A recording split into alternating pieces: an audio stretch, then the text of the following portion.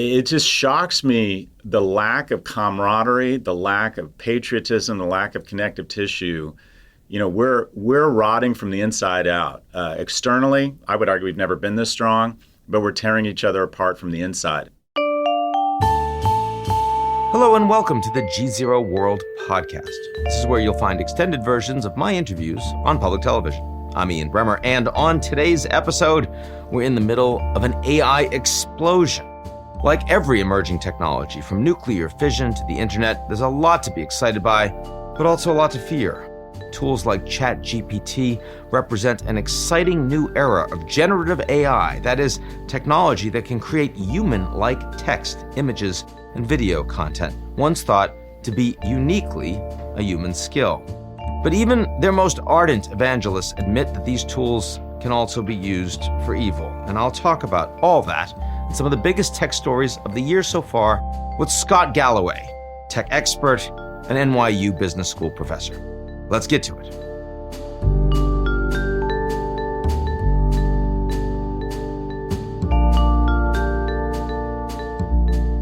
The GZERO World Podcast is brought to you by our founding sponsor, First Republic. First Republic, a private bank and wealth management company, places clients' needs first by providing responsive, relevant, and customized solutions. Visit firstrepublic.com to learn more. GZERO World would also like to share a message from our friends at Foreign Policy.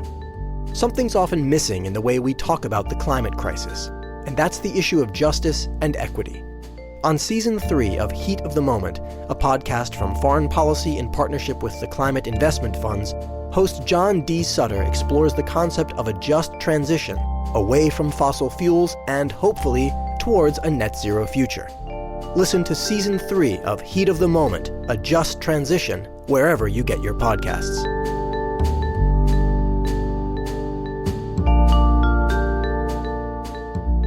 Scott Galloway, good to see you. Glad to have you here. Thanks, Ian. It's always good to be with you.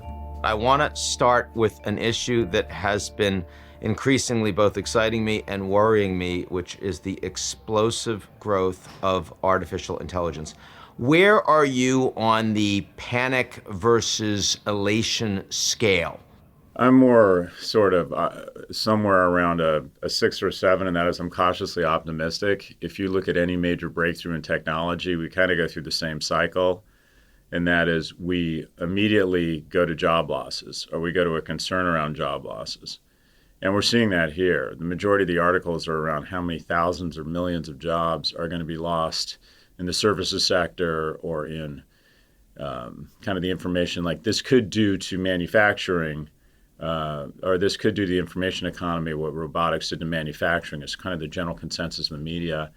And what you see throughout history is every major technological innovation usually has a certain amount of pain and dislocation, but over time creates a lot more jobs than it destroys. I mean, 3 out of 5 people in America used to get their living from agriculture, and we essentially destroyed all of those jobs with technology, but we created a ton of new ones. So I believe we're going through the cycle where we're more fearful than hopeful, but I actually think it's going to create a lot more jobs, and I think it's exciting. I think it's going to have huge impact, specifically around healthcare.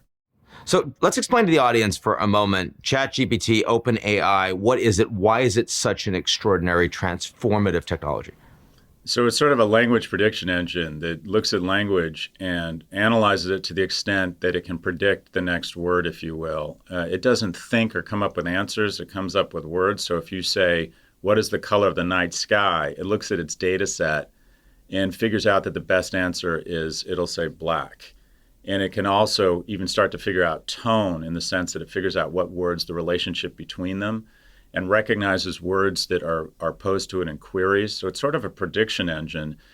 And ChatGPT is kind of the first public product from OpenAI, a group that was formed at least initially as an organization that would attempt to be mindful of the problems that AI would produce. But AI has been around a long time. AI is in customer call centers. It's in Netflix. It's in the tech stack and Meta.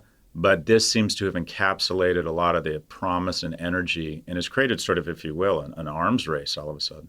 So which are the companies that you think, or the sectors that you think are so far most effectively able to grab onto these new opportunities?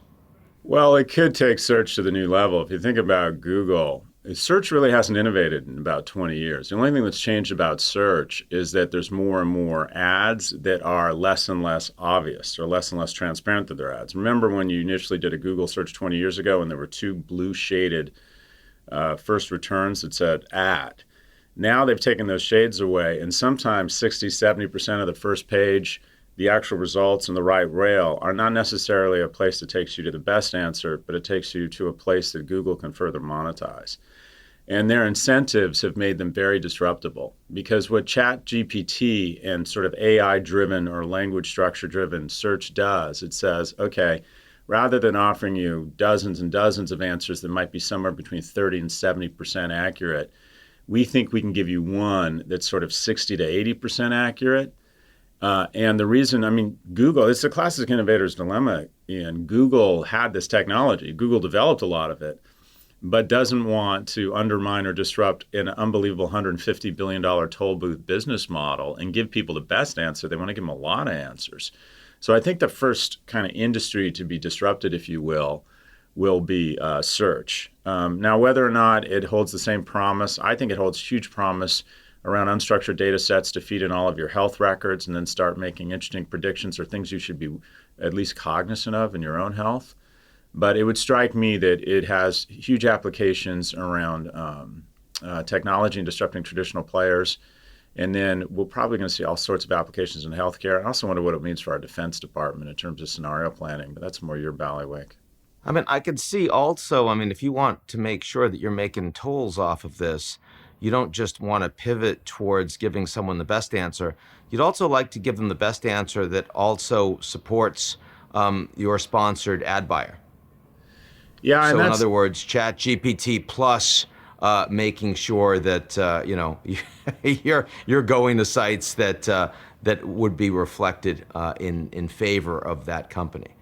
Well, right away, if you want to talk sort of short-term chess here, it appears that Google is probably going to shed somewhere between $100 billion and $500 billion and leak it to Microsoft. Microsoft's $1 billion 2019 investment in OpenAI, and then their ability to incorporate it more quickly into the Bing search engine, although we haven't really seen what it can do.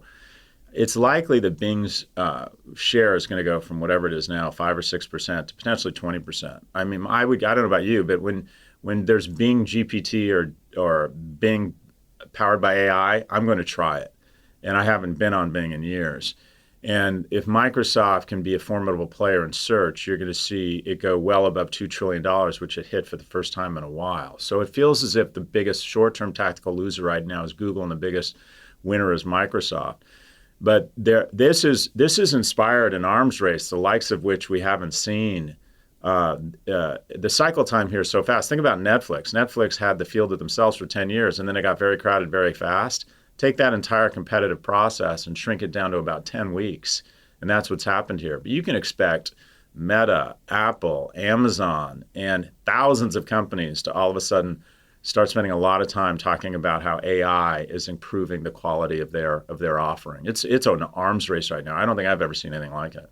Yeah, I saw Salesforce announcements earlier this week. Of course, you saw BuzzFeed announce that they're going to be providing some level of support from GPT. It had boosted their stock. I mean, how much of this is we just want to make an announcement and get a bump? And how much of this do you think are structural changes to business models? Again, on search, it strikes me as if that really works, it's a structural change in the business model. But is that, I mean, there's got to be a lot of hype around this too. I mean, everybody now just saying, I want to be in on it. Yeah, and I'm usually the one that feels like technology has a tendency that a lot of times the performance doesn't catch up to the promise. I felt that way about wearables, VR, AR, the metaverse, Web3. I'm on record as saying that I thought these things were kind of head fakes. That there wasn't going to be a lot of there. The last time I was this excited about a technology was voice. I still think voice is an unbelievable technology, and it's going to transform the way we live our lives, if you will.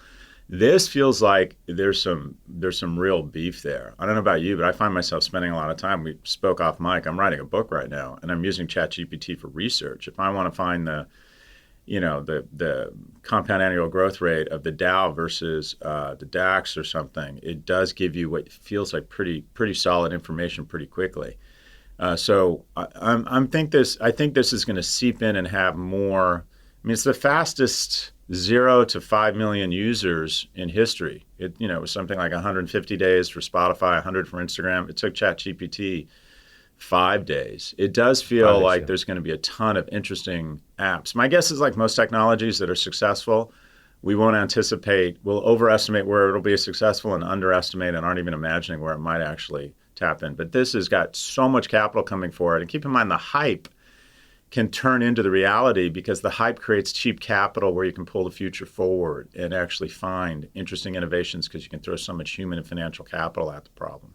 Now, the Google is, of course, rolling out a similar GPT type technology inside their search. They had a stumble at the outset because it responded badly to a demonstrating question, but that'll be forgotten quickly.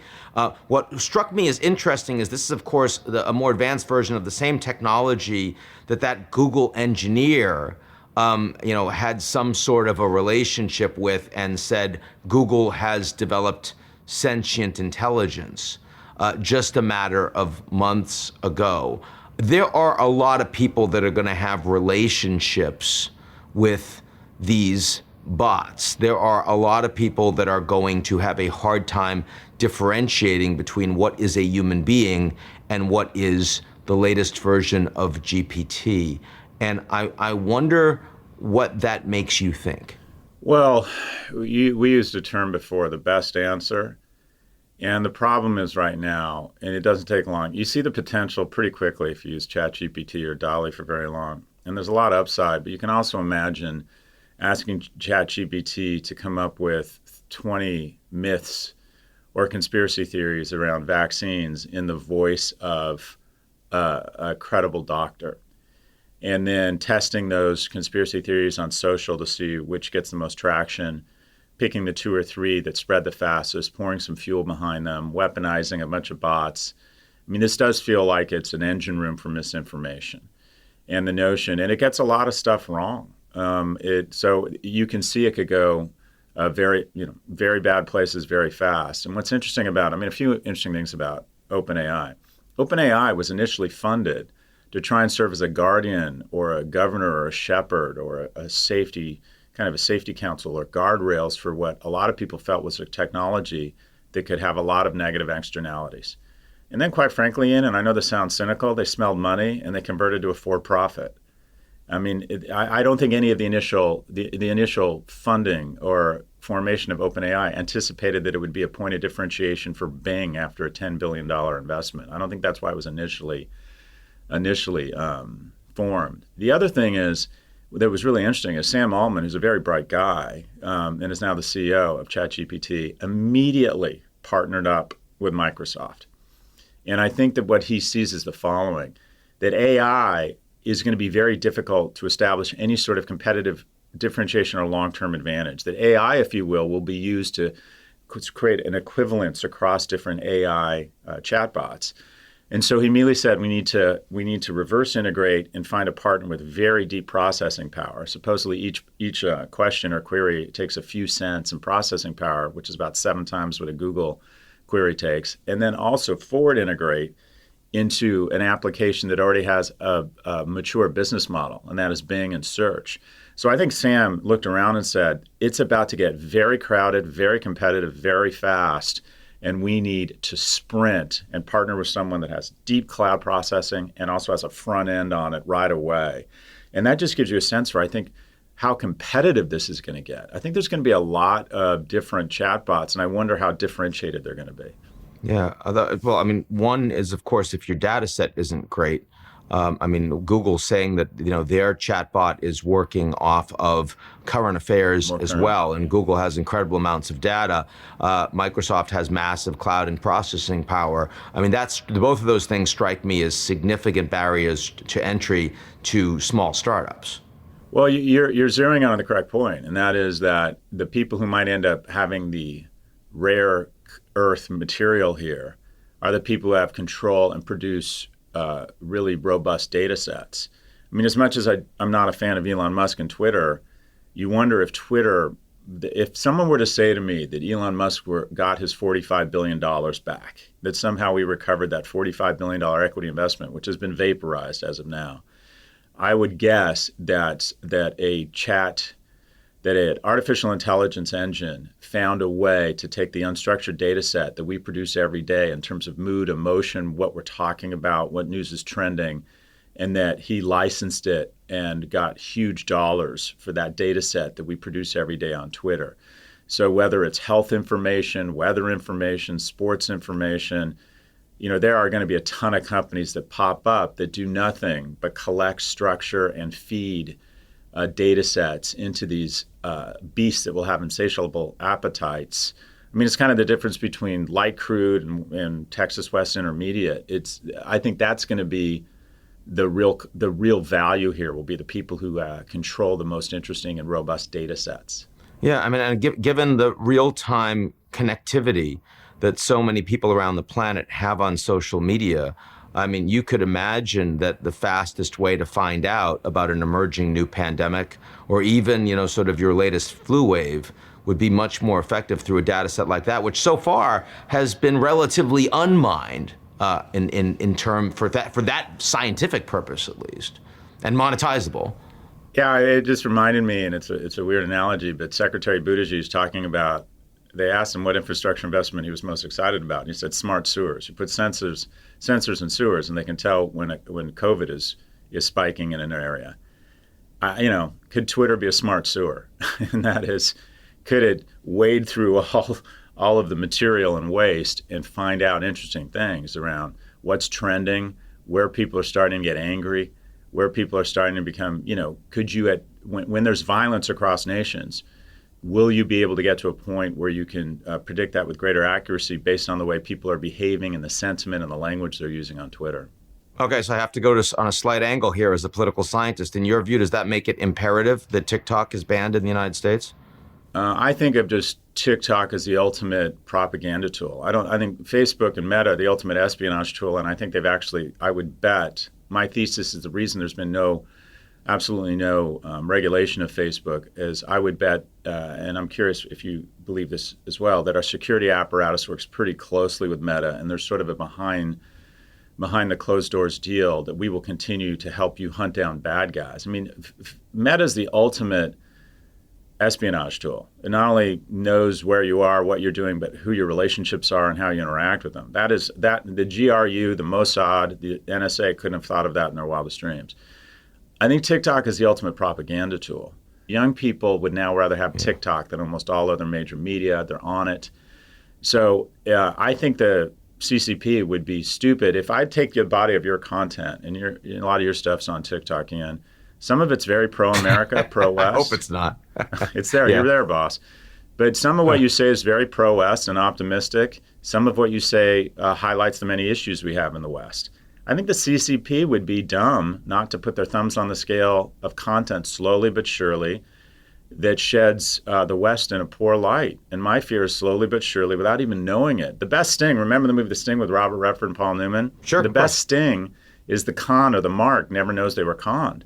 And I worry we don't even know we're being conned right now, because I think slowly but surely we're raising a generation of civic, business, nonprofit, and military leaders that every day just feel a little bit worse about America. And I think you see it in our surveys. People think the economy is really bad when it's not.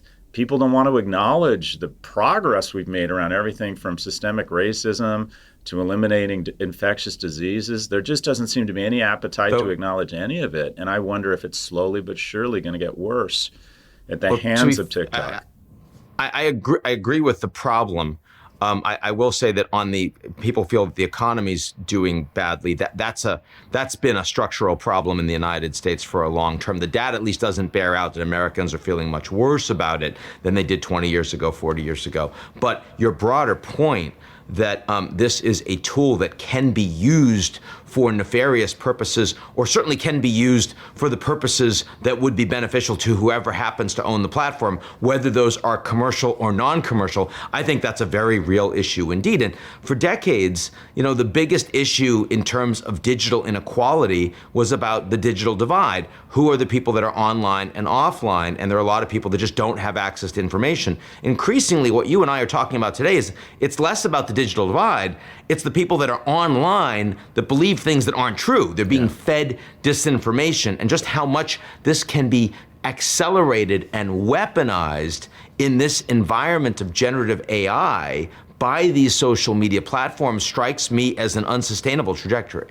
Yeah, and my book, Adrift, America in 100 Shards, Naked Plug, people ask me, what's the biggest threat to America?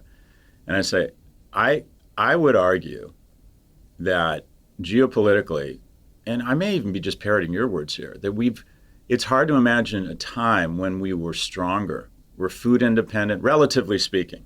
We're food independent, we're energy independent, no one's lining up for Chinese or Russian vaccines. Smartest, brightest people in the world all still want to come here. We have an economy right now that is growing again. Our inflation is bad, but it's less bad than anywhere else in the world. It's like, if you want to talk about what's bad about America, I think you have to show up with, well, where would you rather be? In China, where the equivalent of the Dow's been cut in half, in Europe, which has low growth, and I mean, who exactly is doing half as well as we are, or who's doing less bad than we are right now? But the problem is the horror movie. If America's a horror movie, the call is coming from inside of the House. 54% of Democrats are worried their kid's going to marry a Republican. I was very discouraged watching the State of the Union, just how angry we are at each other. These are people who are elected representatives, all Americans, many of them similar backgrounds, all doing the same job. They work together, they live close to each other, they go to cocktail parties with each other, and they scream at each other in the middle of a meeting.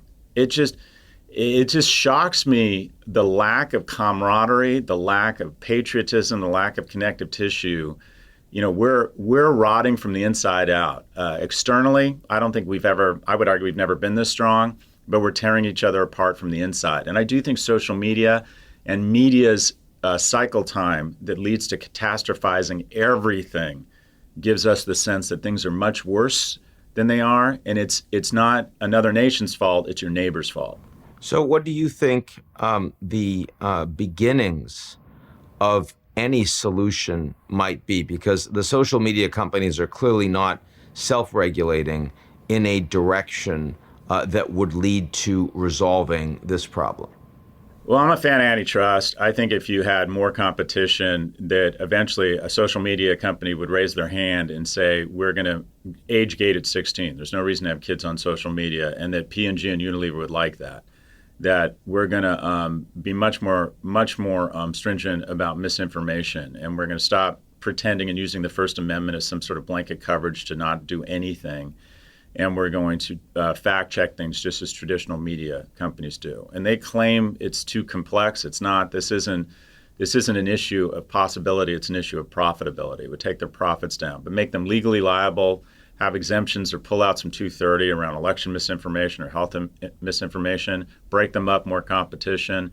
But also, I don't think this gets a lot better until a key executive at a big tech company is criminally charged and walked off.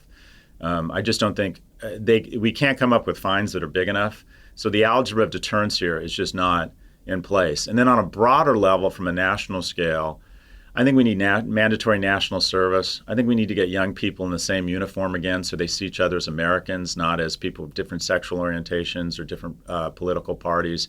I think we need more third places so people can get together, young people can get together and establish mentorships, establish romantic relationships, learn, the fundamental element of any society is relationships, and we aren't building enough of them because people are in their homes or on their devices. More vocational programming to level up men who are becoming economically and emotionally unviable at a young age. Germany, 50% of its populace has some sort of vocational certification. In the U.S., it's 5%. In the U.K., 12% of all job titles on LinkedIn are apprentice. Here in the U.S., it's 3%. So a massive investment in young people that makes them more optimistic about the future, shared collective experiences in the service of our nation, and holding our media complex, specifically social media, more accountable for the damage they're doing.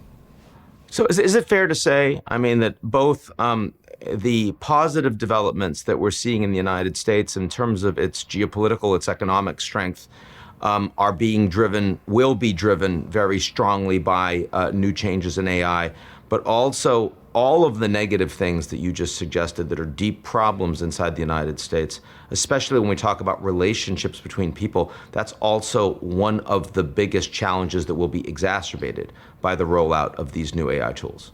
Anytime you take one source or material or a piece of information and you convert it into something that is more valuable, whether it's petroleum, whether it's oil into petroleum, whether it's attention into ads, my observation is anytime you have an arbitrage, there's emissions and externalities.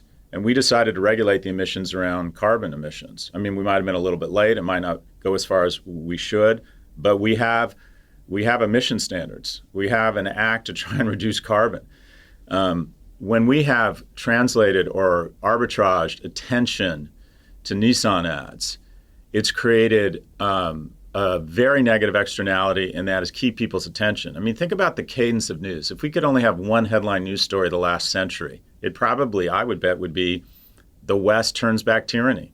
If we had to pick one headline for the last 100 years, if we had to pick one headline for the last 50 years, I would argue would be unprecedented historic prosperity led by China and the U.S. I would think you would have to have positive headlines, but because we have a headline every 3 seconds to try and maintain our attention, we go to catastrophizing because that's what keeps our attention. But we don't seem to want to have the same type of regulation or standards to control or recognize these emissions. Now, the next question is what emissions will emerge from the arbitrage from these data sets to money with artificial intelligence? And one thing we know that we're really bad at, we know, or we can be fairly confident in the short term, there'll be a lot of job dislocation. But like every other technology, it will create more jobs than it replaces or that it destroys. The question is, what do we do with those people in the short term? That's what we're really bad at, right, Ian? We're really bad at helping retrain and support through the transition the people that get left behind. But this will create a different flavor of noxious emissions. You just got to hope that we address it earlier. I don't know if you saw the hearings yesterday on Twitter, but it's just very discouraging and doesn't really buttress the notion that we have the skill set to regulate and control these emissions or even recognize them. It's somewhere between 4 and 8% of our elected representatives have a background in engineering or technology. So I think it's a real concern. And there has been, to date, there has been absolutely no regulation around big tech. So we haven't even figured out and it's what the happening emissions are. so much. It's becoming structural so much faster. I mean, with the arbitrage of carbon emissions, we're late, but we've also had decades to get the joke. Yeah. And you don't have decades to get the joke on the arbitrage from artificial intelligence. Frankly, right. You've got like a couple of years, Moves really. faster. Like that's it. Yeah, exactly. I mean, the people that you hope are going to be doing it, they're in power right now. Yeah.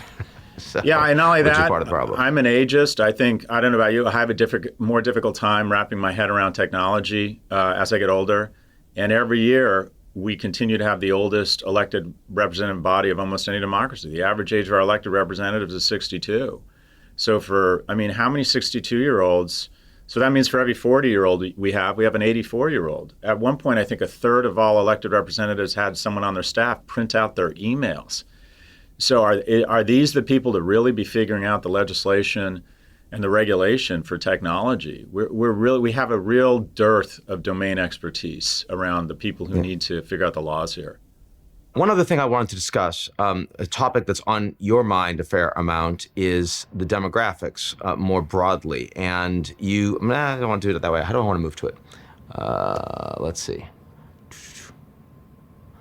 Before we started the show, you mentioned as well, Scott, you want to talk about something completely different, which is that you've been fascinated recently. I mean, I've been fascinated by AI. You've been fascinated particularly by changes in demographics. Tell me what it is that you meant by that. We're about to go population negative. China's supposedly going to be 600 million people by the turn of the century. By the turn of the century in the U.S., get this, we're going to have 6 times as many people over the age of 80 and half as many kids under the age of 5, meaning the nursery schools will be like zoos with people sitting outside of them looking through fences, marveling at these creatures they don't see out in their natural habitat. And the reality is our productivity peaks at about 44. The nations that have gone into population decline, Japan and Italy, have seen registered really negative consequences on their economy. And the question is, how are we going to produce the productivity to take care of this increasingly aging workforce? In addition, young people... Sounds like we need the AI faster. Something like that. Or, and I think at the end of the day, and I want to be clear, I got a lot of pushback on this because people equate population growth with climate change. And if you look at climate change, it's really not as much a function of population growth as it is the lifestyle and energy choices of the rich. But at the end of the day, we're going to have to create a context, more economic security, more possibilities for young people should they choose to have kids, because essentially what's happening is people are deciding not to have kids. And my thesis is not that they don't want them, it's that they can't afford them. Kid now costs about $350,000. And each year, the wealth of youth has been cut in half. The percentage, the wealth controlled by people under the age of 40 as a percentage of GDP has gone from 19% to 9%. The biggest tax deductions, mortgage tax, interest, or capital gains, are taxes that old people enjoy. Who owns stocks and owns their home? Old people. Who rents and makes their income from sweat? Young people. So if we want to have a population that continues to be productive and, quite frankly, creative, we're in a lot of 70-plus-year-olds at the Grammys. The majority of Nobel Prize winners in science and economics is based on work that they did in their PhD during their doctorate. We need a country that has youth and feels good about the future and builds families. I want to be clear, the onus is not on any one group or any one gender to have babies. I don't think anyone should feel guilty. It's no one's fault, if you will, or if it is someone's fault, it's that we haven't created the same economic opportunity that our generation had and the choices to have a family if they want. But if we go into population decline, I think we're really going to struggle as a society to maintain the productivity, the lifestyle, the money for climate change, and the investments we need. I think it's a huge issue. Secondly, the demographic explosion that is still being seen around the world is mostly in the poor countries, right? I mean, Africa is going to add another 1 billion to 3 billion people by 2100. India is still a very positive demographic expansion. Those are poor countries, and to the extent that human capital can be harnessed, it's going to be a very positive thing for the world. It's also going to have resource stress attached to it. We're going to go from 8 billion certainly to post 10 billion over that period of time. But you're right, there's going to be shrinkage. And one big question is, do the United States change? Because the U.S. isn't just about demographics. Historically, it's also been about immigration. And yet, the political drivers in the United States has been in, we don't want those people, even though a lot of those people have done some pretty extraordinary things in building the country. You're exactly right. It feels like immigration is the answer to a lot of this. A third of market cap of the NASDAQ is by first-generation immigrants. 20% of the market cap of the NASDAQ is Indian immigrants. Microsoft, MasterCard, Adobe, all Indian immigrants. And the notion that we would take this secret sauce. We're a football team that gets the number one draft choice every year and says, no, we don't want them. I mean, the MasterCard's a white guy now, by the way. The Indian guy retired. Oh, but is you're it? Right. It was. Give it 3 years. Give it 3 years. Give it 2 bad earnings releases. Anyways, but if you think about the notion of just how crazy it is to turn away or not have a much more open immigration policy, the biggest issue on people's minds is inflation. And the key component right now, the stubborn part of inflation, is wage growth. And so immigration, is sort of would help abate that or assuage that issue. The issue. Yeah, the biggest demographic disasters in the world right now, from a wealthy country perspective, Japan and South Korea. The Japanese absolutely refuse to allow immigration to be a part of the solution, and so they've done nothing, and it's getting worse. South Korea has a better trajectory, in part because they've actually opened the borders. But hasn't that at the end of the day, and it sounds very passe, hasn't that been our secret weapon? Is that we're open to these incredibly bright, ambitious, hardworking people who are willing to, quite frankly, work harder for less money than us. It just feels like, again, okay, you can have every first-round draft choice. No, we don't want them. We're going to demonize them. It makes absolutely no sense. And you see it in Brexit, what just a disaster that was. I'm living in London right now. Amazing culture, fintech community on fire. amazing universities, and they figure out a way to manage to defeat the jaws of victory with this ridiculous legislation that increases their costs and limits the markets they can sell into. I mean, it's just insane, some of the decisions we in the West are making around this stuff. Scott Galloway, great to have you here. It's great to be with you, Ian. That's it for today's edition of the GZERO World Podcast. Do you like what you heard? Of course you did. Well, why don't you check us out at gzeromedia.com and take a moment to sign up for our newsletter. It's called GZERO Daily.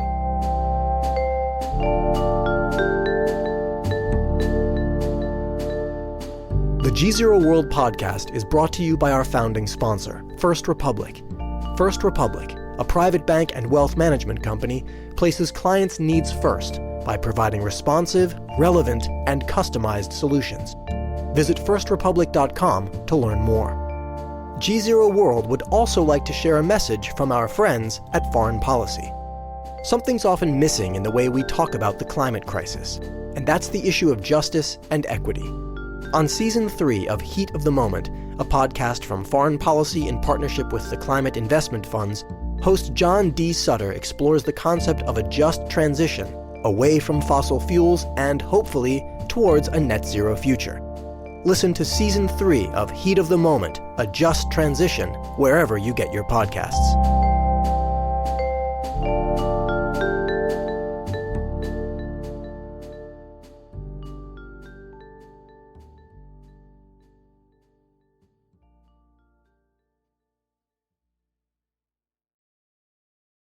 You're listening to the GZERO World with Ian Bremmer podcast, your weekly geopolitical deep dive into the world's biggest news stories, featuring in-depth conversations with global leaders and newsmakers.